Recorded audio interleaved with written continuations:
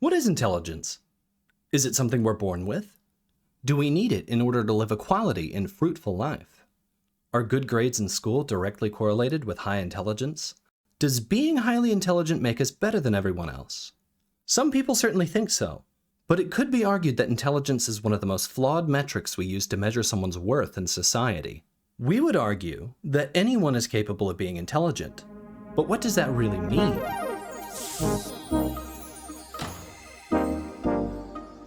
Intelligence is defined as the ability to perceive information and to then apply that knowledge when acquiring and developing new skills. With such a broad definition, it wouldn't make sense to view it as a binary concept, with someone either being smart or not smart.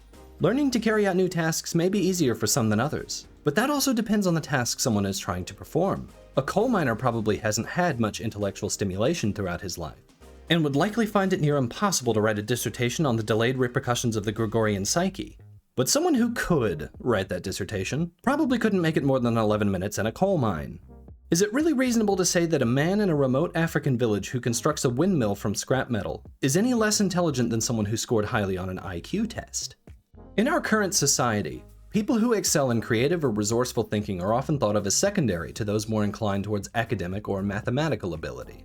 Yes, applying advanced trigonometry while designing a 9-lane metropolitan suspension bridge is an impressive feat. But so are Michelangelo's masterful paintings that line the ceiling of the Sistine Chapel.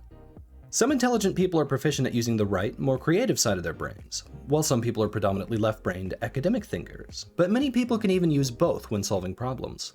Creative and academic tasks both take an equal amount of intelligence and skill, but require different kinds of thinking processes to carry out.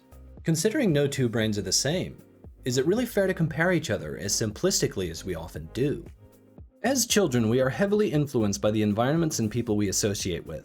These environments require particular knowledge and skills for us to successfully participate in them, and we look towards our wiser mentors for guidance throughout this period of brain development.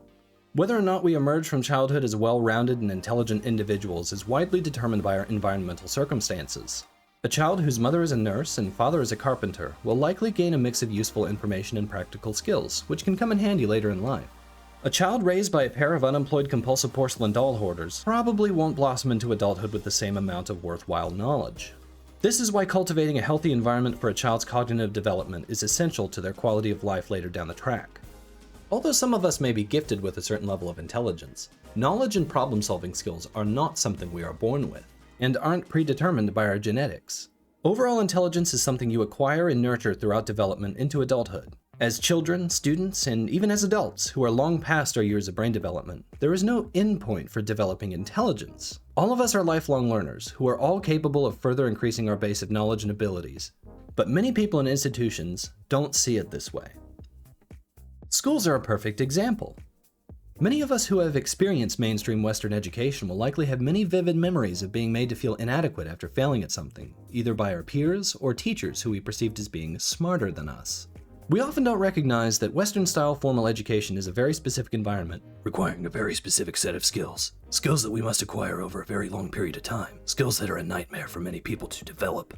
This creates a mold in which not all learners will fit. The children who do fit in and achieve good results at school are rewarded with validation for their intelligence, in the form of good grades, preferential treatment, and pizza parties. If you are this kind of student, that's genuinely great, and we're happy for you. I was the other kind of student.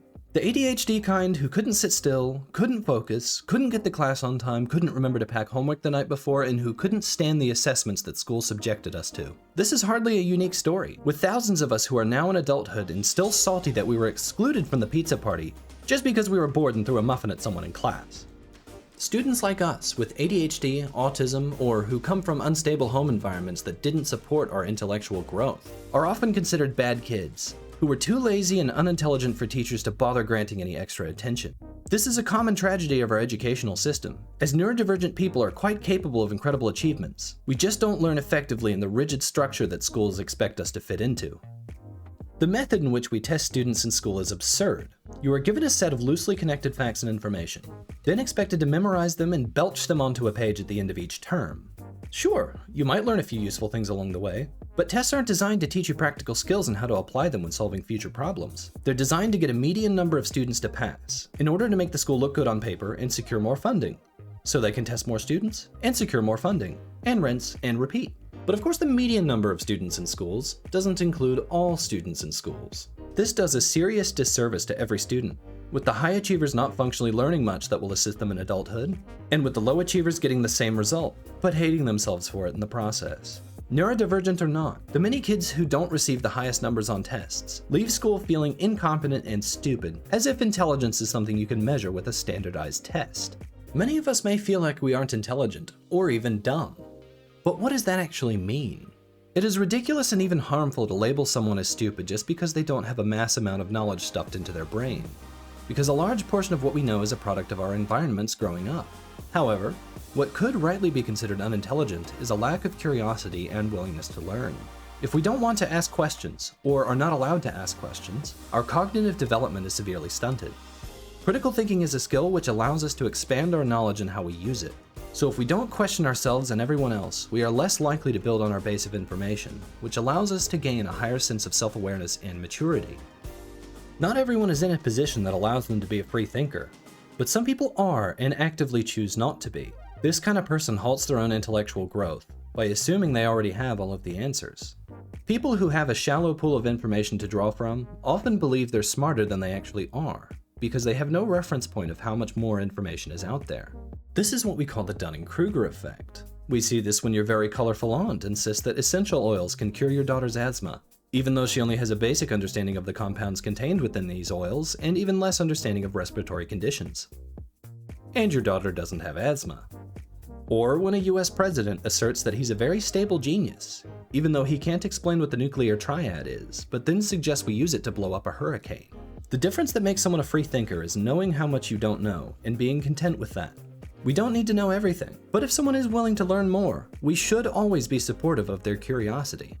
Lots of people didn't go to good schools or didn't grow up in a home that encouraged their brain development and haven't reached adulthood with the level of thinking and problem-solving skills that some others have. If a friend isn't familiar with a word that you use in conversation and asks you what it means, don't be a dick to them. Tell them what it means so they can learn it and expand their own vocabulary. Grammar, for example, really isn't as important as some people would have you think. They just like feeling intellectually superior than everyone else. Sure, it might be irritating that someone doesn't know the difference between there, and there. But be honest, you can understand what they're saying just fine. Now remember, kids, whether you're a grammar Nazi or just the regular kind, being a Nazi is always cringe. Don't be a Nazi. Information shouldn't be privileged to a small group of people. It should be something we happily share with everyone, allowing ourselves and others to grow.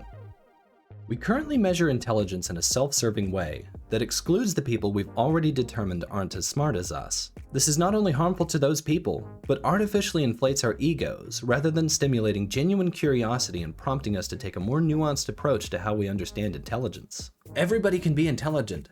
Everybody can learn.